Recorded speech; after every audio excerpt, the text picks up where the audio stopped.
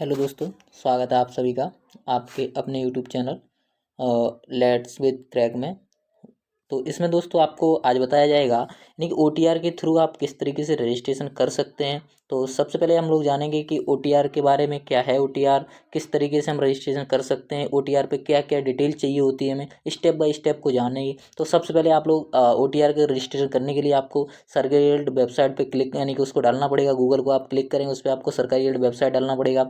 आप जैसे ही सरकारी वेबसाइट डालते हैं उसके बाद आपको ये लिंक खुल के आता है, तो आप इस पर क्लिक करेंगे सरकारी पर। तो आप इसमें देखते हैं आपका सारी डिटेल्स खुल के आती हैं। ठीक है, तो आधार कार्ड, लेटेस्ट जॉब और रिजल्ट। तो हमें क्या करना है, लेटेस्ट जॉब में जाना है। तो लेटेस्ट जॉब पे हम क्लिक करते हैं, उसमें हमारा है UP triple S C OTR registration. तो हमने जैसे ही इस पर क्लिक किया तो हमारा खुल के आ जाता है UP triple S C one time registration, यानी ओटीआर की जो फुल फॉर्म है वो क्या है, हमारी वन टाइम रजिस्ट्रेशन। और एप्लीकेशन आपके बिगिन हो चुके हैं दोस्तों, एप्लीकेशन आपके बिगिन हो चुके हैं। कब से एप्लीकेशन? 27 मार्च से बिगिन हो चुके हैं। और इसका कोई भी चार्ज नहीं है दोस्तों। ओबीसी, जनरल, एससी, एसटी, कुछ भी मेल फीमेल कोई चार्ज नहीं है। और सबसे बड़ी क्या है दोस्तों, मिनिमम एलिजिबिलिटी जो है भाई, वो क्या है आपकी, सबसे मेन काम है मिनिमम एलिजिबिलिटी। तो मिनिमम एलिजिबिलिटी क्या है? क्लास 8 है। क्या है दोस्तों? क्लास 8 है, यानी आप जूनियर हाई स्कूल का बंदा हो, क्लास 8 का बंदा हो, वो इसमें रजिस्ट्रेशन कर सकता है ओटीआर के थ्रू। और दूसरी चीज़ क्या है कि एज की कोई लिमिट नहीं है, यानी कि no age limit in OTR registration, यानी कि एज की कोई भी लिमिट नहीं है ओटीआर में।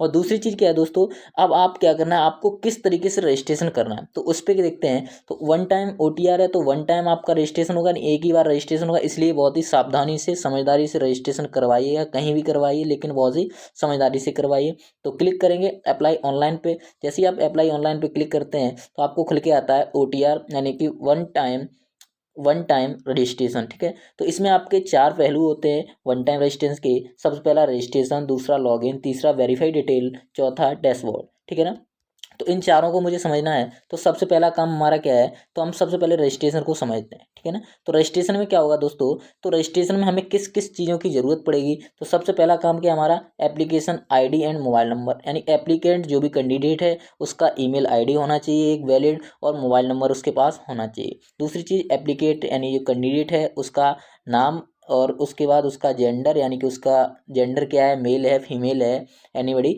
और कैटेगरी, यानी कि वो किस कैटेगरी से बिलोंग करता है, जनरल है, एससी है, एसटी है, ओबीसी है, जो भी हो आप उसकी आप कैटेगरी भरेंगे, जेंडर भरेंगे। उसके बाद उसके फादर का नाम, यानी कि उसके पिता का नाम।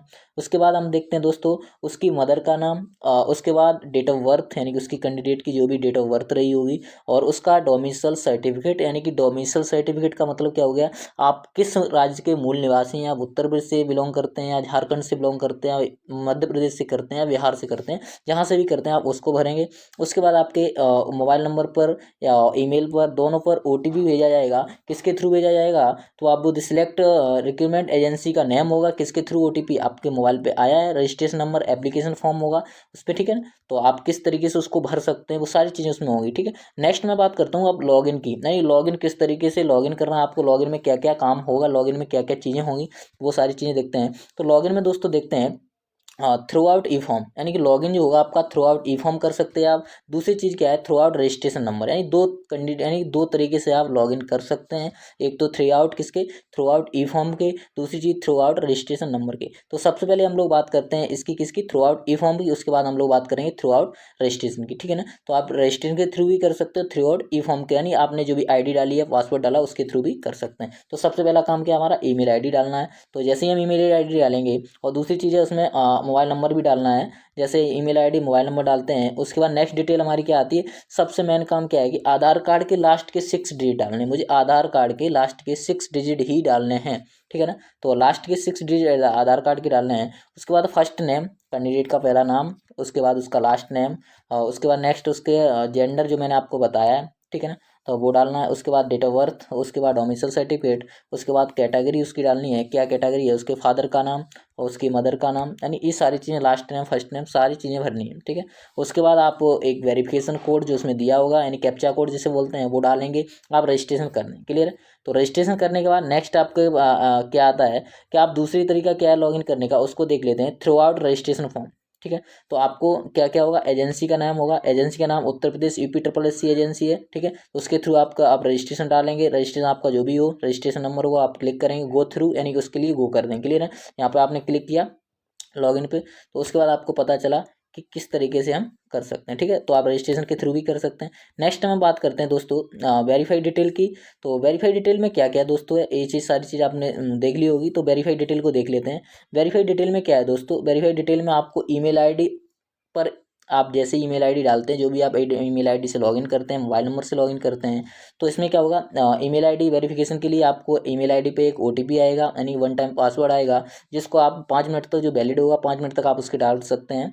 और नेक्स्ट आपका दूसरा क्या होगा, मोबाइल नंबर पे भी वेरिफिकेशन के लिए एक ओटीपी आएगा, उसको भी आप डालेंगे, तभी आपका दोनों यानी कि मेल ईमेल आईडी और मोबाइल नंबर दोनों वेरिफिकेशन होंगे, वेरीफाई होंगे। उसके बाद आप क्या करेंगे, डैशबोर्ड में जाते हैं। ये आपका वेरिफिकेशन हो गया, दोनों चीज़ें वेरीफाई करनी है, एक ईमेल आईडी और मोबाइल नंबर। क्लियर है ना। और उसके बाद हम लोग डैशबोर्ड की बात करते हैं। डैशबोर्ड जैसे ही पहुंचते हैं तो डैशबोर्ड में आपको तीन चीज़ें दिखाई दे रही, तीन चीज़ें दिखाई दे रही हैं।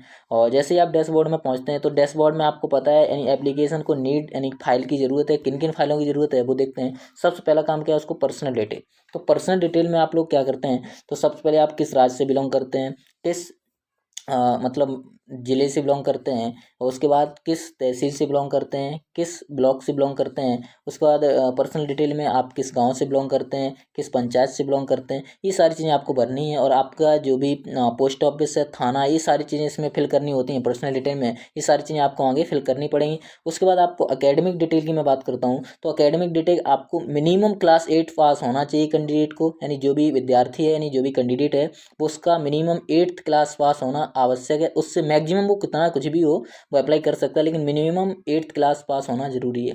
उसके बाद डॉक्यूमेंट डिटेल, डॉक्यूमेंट आप जो भी क्लास का आप जिसके थ्रू कर रहे हैं रजिस्ट्रेशन, उस क्लास का डॉक्यूमेंट होना अति आवश्यक है, जिससे क्या होगा आपकी फाइल लग के जाएगी उसमें। और जब फाइल अपलोड होके जाएगी तो उसके लिए क्या होगा, आपके पास डॉक्यूमेंट का होना बहुत ही ज़रूरी है। विदाउट डॉक्यूमेंट के हुए आप इसको अप्लाई नहीं कर सकते हैं। तो दोस्तों आपको वीडियो कैसा लगा तो प्लीज़ कमेंट में ज़रूर बताएं, कमेंट करके ज़रूर बताएं वीडियो आपको कैसा लगा। तो दोस्तों आज के लिए इतना ही, मिलते हैं नेक्स्ट वीडियो में। थैंक यू, धन्यवाद।